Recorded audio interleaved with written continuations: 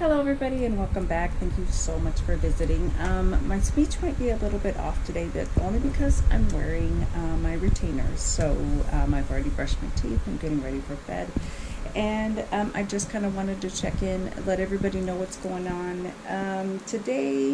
This weekend actually has been kind of a rough weekend. I've been trying to slow down a little bit because I believe that it's possible that I have re-torn the tendon that is in my right foot, and it is so uncomfortable, unnervingly uncomfortable, that it's throwing my back off and my hips, and it's just hurting pretty bad. So anyway, I think about what possibly could happen. Again, most likely they're going to have to go back in and do surgery and fix it because tendons don't heal themselves. I know eventually that I'm going to need a new hip in my right one as well. All of the years of steroids that I actually had to take for all of the trouble that I've had with my MS, it causes the tendons, your tendons and your cartilage, stuff like that. It kind of breaks down. Like in my right hip, I'm actually grinding bone on bone because that rubberized buffer that hits over the nub of your bone actually has worn away, and it's sitting right inside my hip socket. So it's actually very uncomfortable. Most of the time I can manage it because I take turmeric.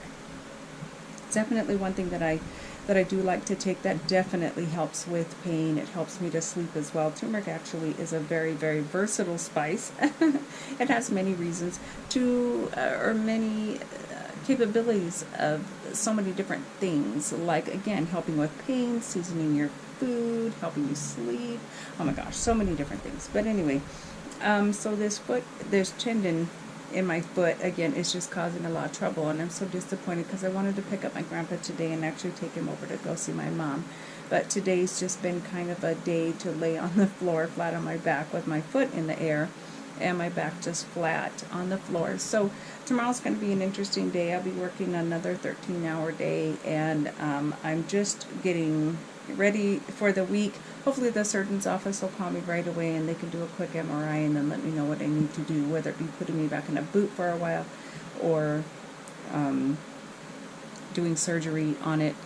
It took a little bit extra to fix because it was torn pretty bad, and he wasn't expecting that, and part of the tendon was actually sitting on the top of my foot, so he literally had to dig it out to bring it back down to be able to put it back in the spot it's supposed to be in.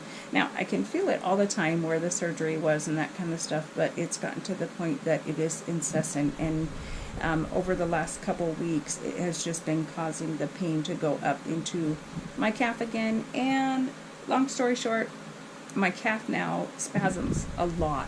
And that is one thing that I have trouble with. When I do have an injury, that's the one thing that I definitely notice. My body just spasms a lot. And I know that part of that is from my MS as well. So if you guys have this same situation, that whenever something gets hurt or whatever, and you feel funky little spasms and weird feelings around it, trust your gut.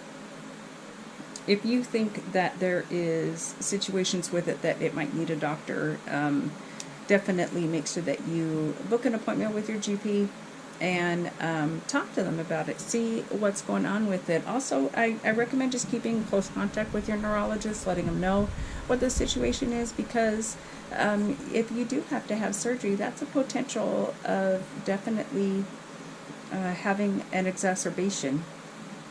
Again, an injury where the body has to repair itself, especially an injury like surgery, can really throw a monkey wrench in the situation that you're possibly in. Secondly, you're also immunosuppressed. So the doctors, any surgeon that does any surgery or anything on you, they're going to want to know if you're on any therapies that are going to lessen your chance of healing, that are going to heighten your chance of having an infection.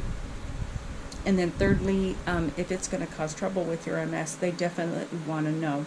So hopefully this won't be anything drastic or too long, and I'll be back on my feet in no time. I even still have my knee scooter so that I can get around and go zippy. I really like that little thing. It's pretty neat. So yeah, that's just kind of what's going on. Just kind of really down for the count. Disappointed that I couldn't see Grandpa and Mom today, but I'm going to try to get in there to make sure that I get a visit with them here soon. Yeah, Hunter's just been taking care of me. He's been doing all my chores and pretty much most of everything. That's Memorial Day weekend, so he's home today. So we really didn't get to do anything great because it kind of took us down. I'll be back to work tomorrow, and I haven't had to take any time off with this one other than I know that I'm in a lot of pain. There also was a situation at work last week where my emotions get overwrought, and I know that a lot of times, because I'm such a passionate person, that I tend to internalize a lot of that situation where it becomes an issue later. It will cause an issue with my MS, and that becomes disappointing as well. So I tried to nip that in the bud right away. I didn't stew over it. I did talk to my supervisor about that. We hashed it all out. Everything's good from there. So those of you that are still working, do you find that your emotions actually, if they do get the best of you, do you have trouble with your MS because of it? I know if I stew on stuff that's too long, I know definitely that I can cause trouble with my own disease. It's kind of like inventing problems. Like if you really believe that you're having an exacerbation, there's times when you can actually bring up symptoms. And I really don't want to do that. So I think a lot of the times when I actually believe that I'm feeling perfectly fine, or I have something else to fuss over, that I find that that actually keeps me healthy. And so I do 100% believe in mind over matter. So there's ways to get around this disease. So tell me about what you guys experience. How do the things go when you have an emotional roller coaster ride? Because that's really what part of this disease is. And a lot of times, something else to watch for. I don't know how you guys feel about your, like, an emotional outburst or not being able to find the words. And if you describe what's happening, it's not that you get off track. In your mind, you're still able to logically work out how you want to say it. But the one thing that I find is that I go in a direction where sometimes it makes the situation even worse. So by that, then I get even more frustrated, and then I'm not really able to find the words that I want until things have calmed down and I'm actually able to articulate the way I want to.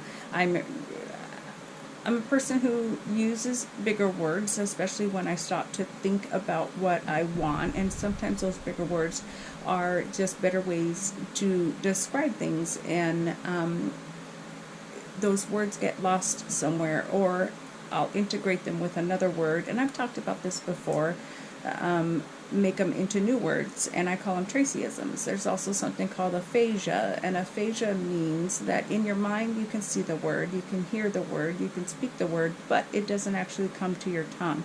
So it's like that thought that's on the tip of your tongue and you can't quite get it voiced.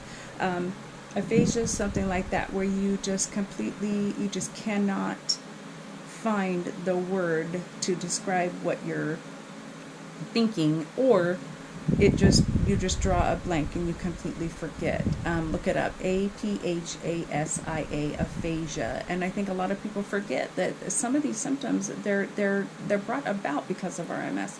So sometimes there's just a much bigger picture that's going on, and we tend to blame it on other things, or we can go to the reverse, where we believe that this really big thing, or something that could be really big, is actually all about our MS. So we blow it off. We think, oh, we're not going to talk to the doctor, everything will be fine, when it ends up being something completely different that could have been fixed or will be fixed by something, but it's completely unrelated to your MS. So again, visits to your GP or conversations with your neurologist, whether it be your neurologist or even his medical staff that can help you with that. They're very educated and they're good to work with. And this is what I'm talking about when I say work very closely with your doctors and let them know what's going on. Your doctor would want to know this.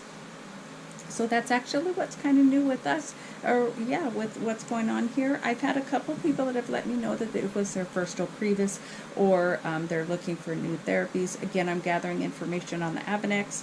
That's going to be the first one that I definitely start with. Maybe I should actually start with the Ocrevus first. I think that's what I'll probably do. I know a lot about it, and I think that a lot of people are looking for therapies that are just going to be perfect. So I'm definitely going to sign off for now, but that's just my check-in.